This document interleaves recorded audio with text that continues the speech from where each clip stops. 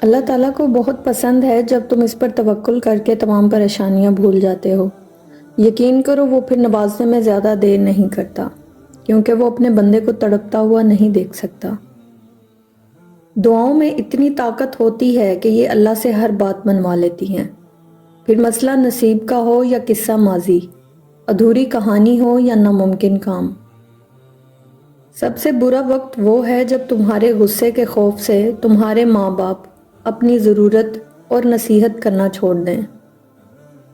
جن لوگوں نے آپ کو تکلیف دی انہیں معاف نہ کر سکیں تو بھول جائیں، اپنے معاملات اللہ تعالیٰ پر چھوڑ دیں، مسکرانے اور خوش رہنے کی کوشش کیا کریں، اور یہ یقین رکھا کریں کہ جو زمین سے نہیں ہوتا وہ آسمان سے ہوتا ہے۔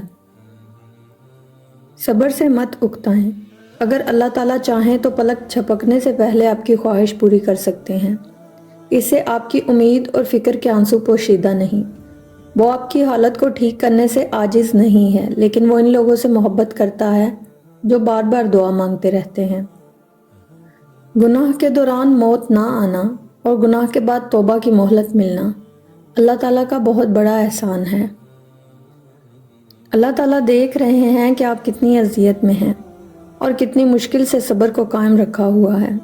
دیکھنا بہت جلد وہ آپ کو سکون سے نوازے گا اور آپ کے صبر کا پھل ضرور عطا کرے گا۔ صبر کے ساتھ اس کے فیصلوں کا انتظار کرو اور بے فکر ہو جاؤ۔ تمہارا نصیب بس تمہیں ان راستوں تک لاتا ہے جو اللہ تعالیٰ نے تمہارے لیے لکھ دیے، مگر تمہیں ملتا وہی ہے جس کے لیے تم دعا کرتے ہو۔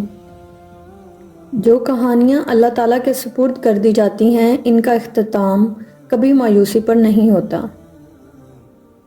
آزمائش بھی اللہ تعالیٰ کی طرف سے تمہارے لیے یقین کا امتحان ہوتا ہے۔ طویل سجدے آزمائشوں کا دورانیہ مختصر کر دیتے ہیں۔ اللہ تعالیٰ سے اپنا رشتہ اتنا مضبوط کرو کہ تمہیں کسی کے سہارے کی طلب ختم ہو جائے۔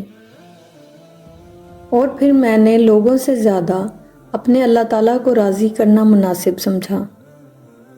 لوگ ہمیشہ اپنی مرضی کے مطابق سوچتے ہیں، اس لیے انہیں وضاحتیں دینے کا کوئی فائدہ نہیں۔ کسی کی بیٹی کو جب اپنے گھر لے آئیں تو یاد رکھیں کہ شادی کر کے ہی لائیں، خرید کے نہیں، جیسا مرضی سلوک کیا جائے۔ وہ آپ کے اچھے سلوک اور عزت کی حقدار ہوتی ہے۔ میرے اللہ، میرے دل کو اتنا پاکیزہ کر دے کہ تیری آرزو کے سوا دل میں کوئی تمنا نہ رہے۔ تیری مانوں، تجھے چاہوں، تیری آرزو کروں، اس کے سوا زندگی میں کوئی خواہش نہ رہے۔